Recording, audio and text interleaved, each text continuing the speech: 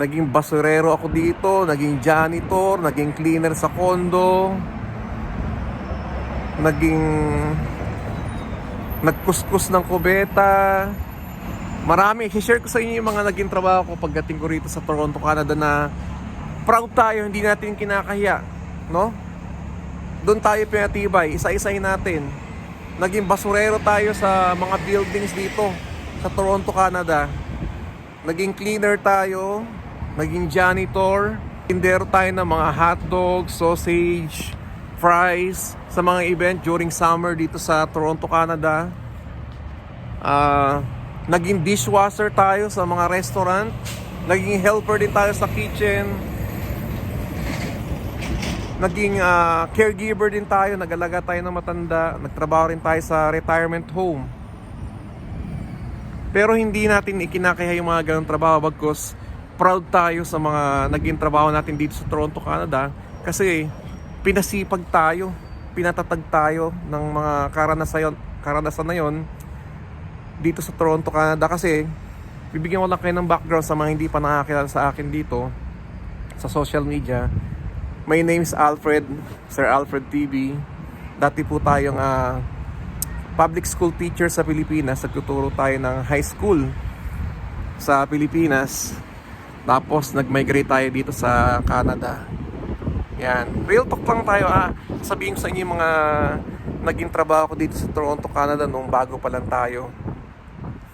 Naging basurero tayo, naging cleaner tayo, naging janitor tayo, nagugas tayo ng mga pinggan sa restaurant, naging kitchen helper tayo, nagtrabaho tayo sa restaurant bilang sandwich artist, tagaluto ng burger and so on. At marami pang iba, isa-isahin natin yan. Pero meron tayo isang trabaho na hindi natin makakalimutan, no, na naranasan natin dito. Nagtrabaho tayo sa isang restaurant sa downtown Toronto. Okay naman lahat, no? Tapos ang isang hindi ko makakalimutan doon nung tayo ay na-hold up tayo doon 2:30 in the morning. May pumasok na mama, mga height niya 6'3 or 6'4. Tapos tinutukan tayo ng syringe. Kasama yung ating supervisor that time. It's 2 o'clock in the morning. Tapos hiningi yung mga pera. So ginawa namin, takbo kami sa basement, security escape yun. Tapos 2 o'clock in the morning, nagpalit tayo ng damit, gawing Eaton Center. Tapos tawag tayo ng police. Tapos in-interview tayo, ano nangyari. Ganito pala dito sa Canada, guys. Kapag nagkatrabaho ka tapos hinold up establishment nyo, bigyan nyo lang yung pera. Kasi naka-insured naman yung mga yan. Huwag na kayong manglalaban. That time nasa fryer tayo, kumukulo yung mantika doon. Balak na nating ibuhos sa mama, pero hindi.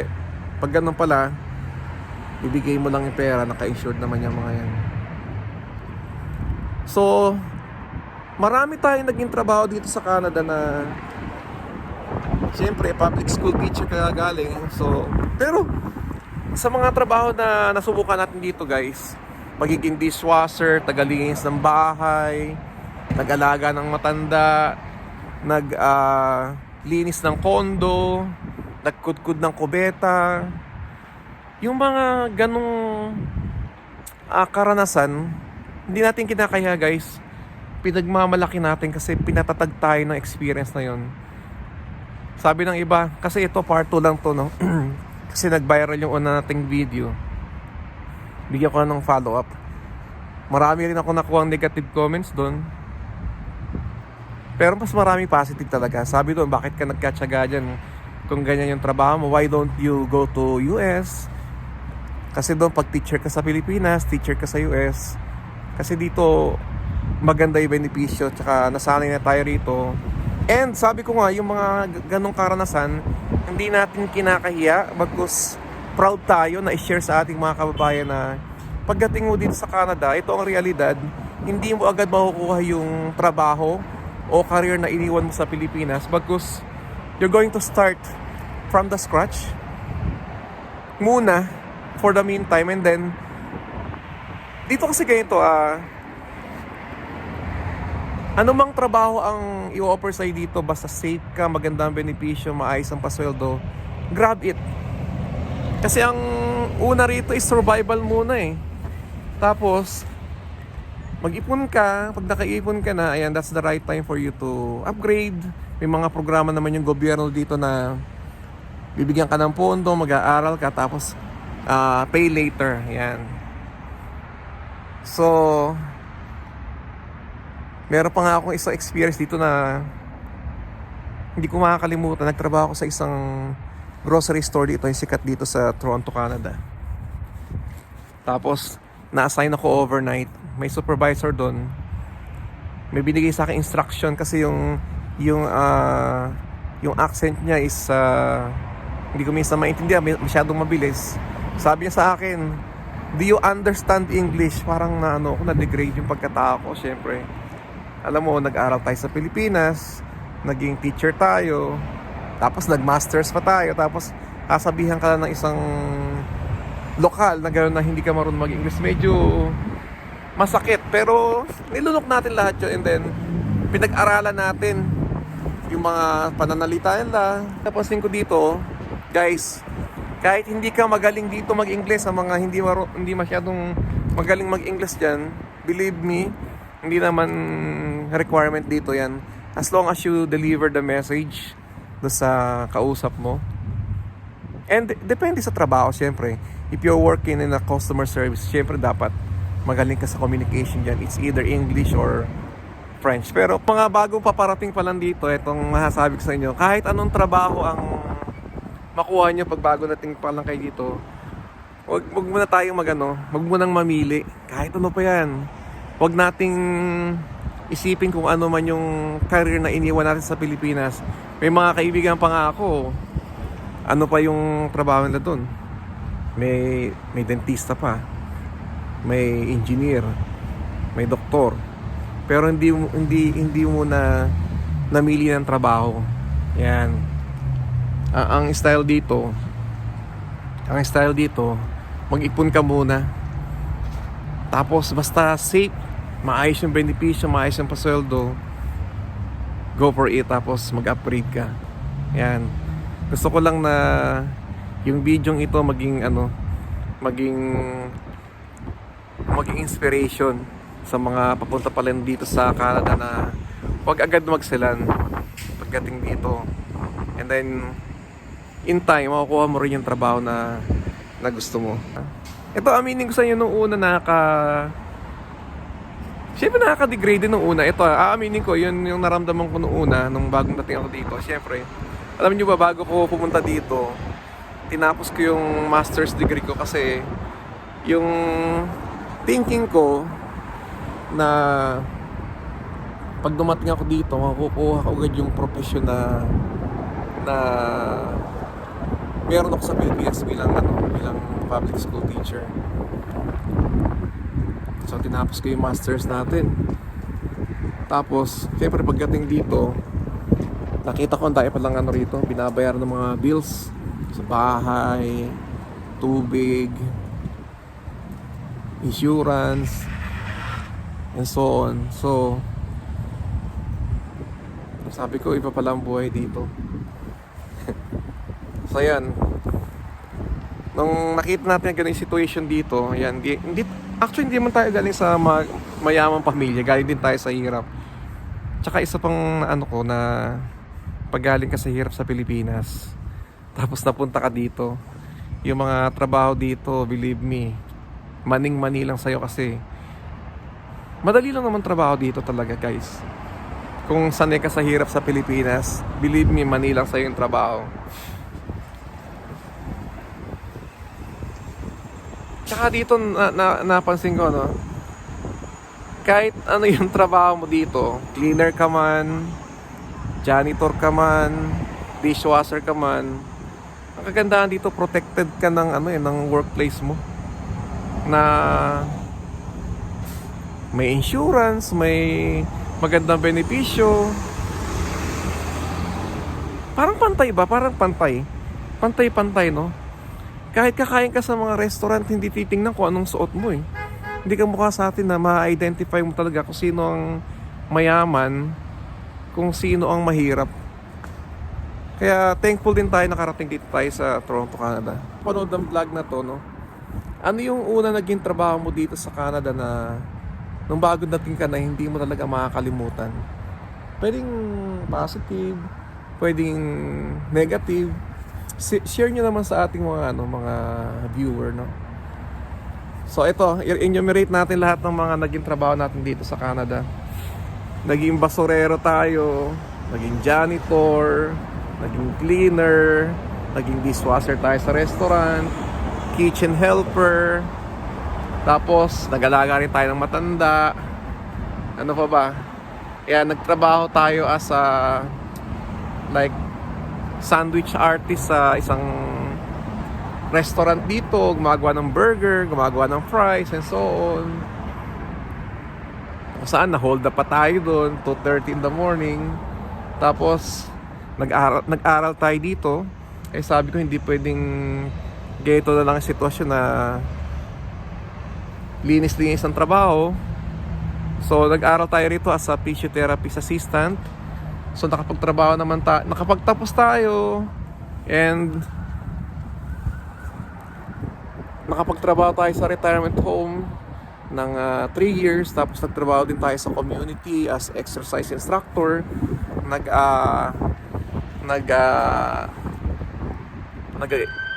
Nag-exercise tayo mga matatanda na newly retired. Tapos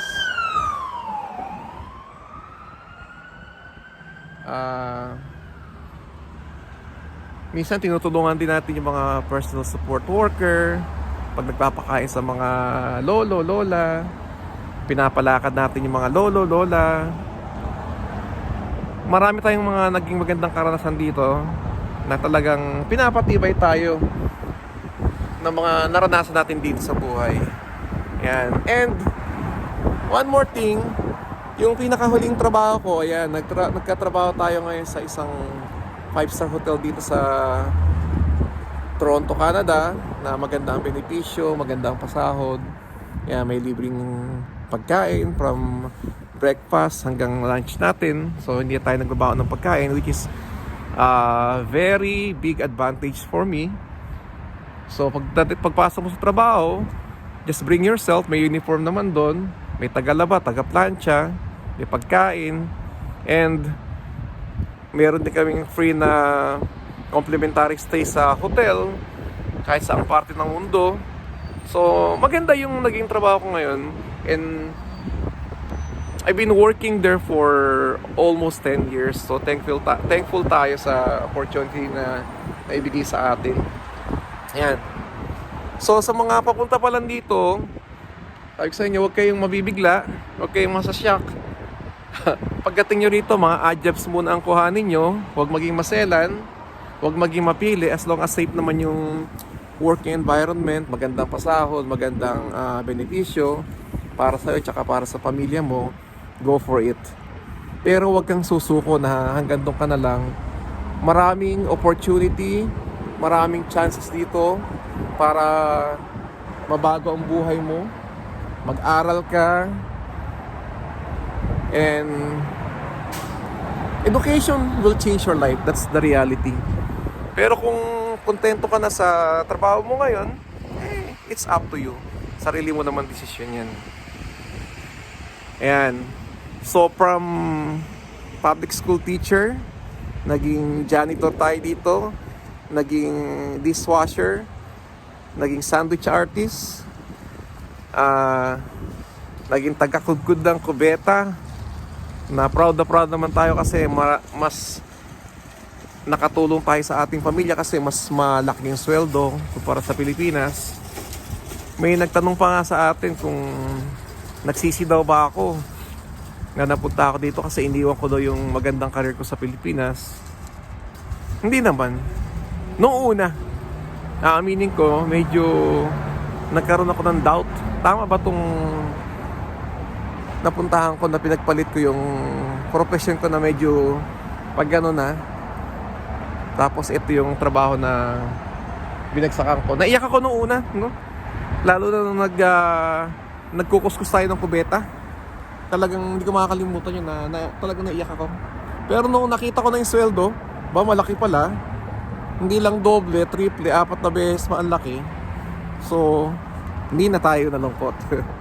Dito kasi aminin natin guys, dito sa Canada, parang pera-pera ang labanan.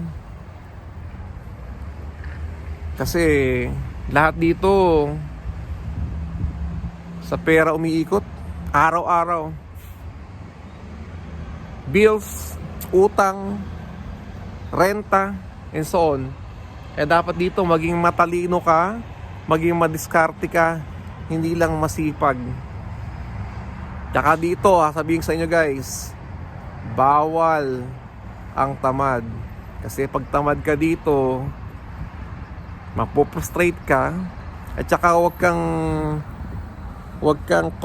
convert dito. Wag kang kumpara kung ano naging trabaho mo sa Pilipinas at naging trabaho mo dito. Mahalaga dito, itanggapin mo kung anong meron ka dito at love your work. Tapos try to find something na para mabago yung buhay mo dito kung talaga gusto mo ng magandang career. Pero overall, lahat ng trabaho na pinagdaanan ko dito, wala tayong pinagsisisihan. Malaki ang kita, mas nakatulong tayo sa ating pamilya sa Pilipinas, mas nakatulong tayo sa ating sabihin na natin na may sakit, mas nakatulong tayo sa ating magulang nung time na may sakit sila. Kasi kung teacher ako sa Pilipinas, tapos nagkasakit yung magulang ko, yung binang ko, I doubt na matutulungan ko sila ng ganong kalaking halaga na ginastos namin nun. So, thankful tayo dito sa Canada for the opportunity na ibinigay sa atin.